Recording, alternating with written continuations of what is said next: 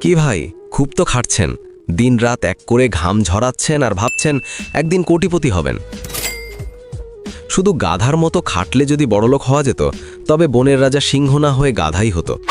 রাস্তায় যে রিক্সাচালক রোদে পুড়ে রিক্সা চালায়, সে আপনার চেয়ে পরিশ্রম কম করে না, কিন্তু দিন শেষে সে রিক্সাচালকই থাকে, কারণ সে খাটছে শরীরের জোরে, আর সিংহ রাজত্ব করে মগজের জোরে। আপনার অবস্থাও কি তাই? মাস শেষে পকেট খালি? তবে আজকের এই 4টি মাস্টার স্টেপ আপনার লাইফ রিবুট করে দেবে। আর ভিডিওর একদম শেষে আপনাদের জন্য আমার পক্ষ থেকে একটা স্পেশাল গিফট এবং বিজনেস রোড ম্যাপ আছে। তার আগে একটা সত্যি কথা বলেন, আপনি কি শরীরের জোরে বড়লোক হতে চান নাকি মগজের জোরে? কমেন্টে এখনই 1 অথবা 2 লিখে আপনার বুদ্ধির পরিচয় দিন। চলুন স্টেপ 1টা একটু বিস্তারিত বুঝি। ধরেন এক এলাকায় প্রচণ্ড মশা। একদল লোক সেখানে গিয়ে কয়েল বিক্রি শুরু করলো। তারা 5-10 টাকা লাভ করলো, কিন্তু অন্য একজন লোক দেখল আসল সমস্যা তো ময়লা ড্রেন আর মশার বংশবিস্তার। সে ড্রেন পরিষ্কার করা আর মশা মারার একটা স্থায়ী সার্ভিস বা গ্যাজেট নিয়ে এলো। সে কি করলো? সে মানুষের রাতের ঘুম কেড়ে নেওয়া সমস্যার পার্মানেন্ট সলিউশন দিল। স্টেপ 2, পুঁজি নয় মগজ আগে। মরুভূমির পানির সেই উদাহরণ। অনেকে বলে, ভাই টাকা নাই, ব্যবসা হবে না। তাদের জন্যই এই উদাহরণটা। মরুভূমিতে 2 বন্ধু আটকা পড়ল।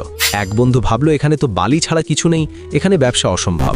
কিন্তু অন্যজন দেখল মানুষের এখানে প্রচণ্ড তৃষ্ণা পায়। সে 3 মাইল দূর থেকে পানি এনে গ্লাস হিসাবে বিক্রি শুরু করলো। সে কয়েক দিনেই বড়লোক। 2026 সালের অঙ্কটা বুঝুন। আপনার পকেটে টাকা নাই তো কি হয়েছে? আপনার হাতে স্মার্টফোন আছে।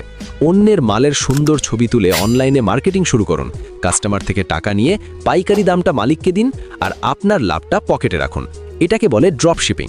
1 টাকাও ইনভেস্ট না করে রাজত্ব করার এটাই হলো ডিজিটাল মরুভূমির পানির ব্যবসা। স্টেপ 3, ব্যবসা নাকি জেলখানা? মালিকের মাইন্ডসেট। এই পয়েন্টটা একটু কলিজা দিয়ে বুঝুন। যে দোকানে আপনি না বসলে বা কাজে না গেলে টাকা আসা বন্ধ হয়ে যায়, সেটা ব্যবসা না ভাই, সেটা একটা শৌখিন জেলখানা। আপনি সেখানে নিজেই নিজের কয়েদি।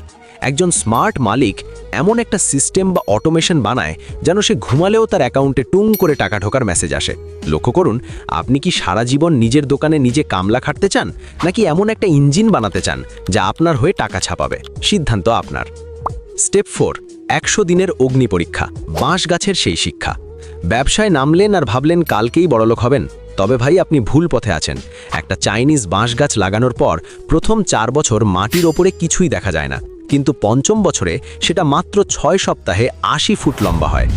আপনার ব্যবসাও শুরুর 100 দিন আপনাকে কিছুই দেবে না, উল্টো আপনার ধৈর্য আর রক্ত পানি করবে। এই 100 দিন যদি দাঁত কামড়ে পড়ে থাকতে পারেন, তবে পরের 100 বছর আপনি রাজত্ব করবেন। কে কে এই 100 দিনের লড়াই করতে রাজি আছেন? কমেন্টে রেডি লিখে আপনার শক্তিটা দেখান। বন্ধুরা, ভিডিওর শুরুতে বলেছিলাম একটা গিফটের কথা। আপনাদের জন্য আমি একটা বিজনেস অ্যাকশন প্ল্যান এবং 5টি এমন ব্যবসার লিস্ট বানিয়েছি যা 5000 টাকার নিচে শুরু করা যায়।